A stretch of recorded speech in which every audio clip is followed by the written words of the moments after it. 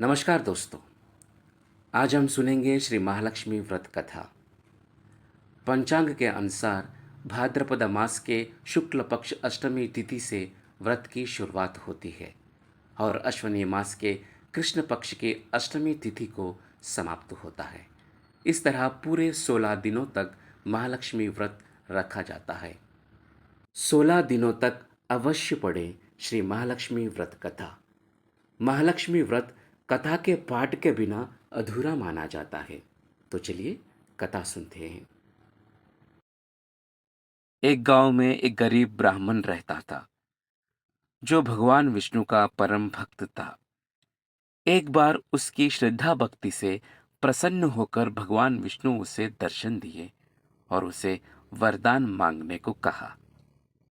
ब्राह्मण ने कहा कि मैं बहुत ही गरीब हूं। मेरी इच्छा है कि मेरे घर पर मां लक्ष्मी का वास रहे।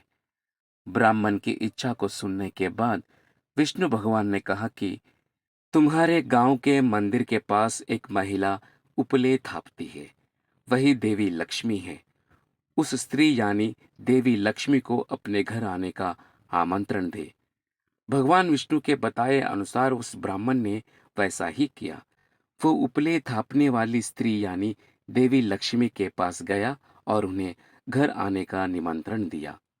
उसकी बातों को सुनकर देवी लक्ष्मी समझ गई कि ये काम भगवान विष्णु का है।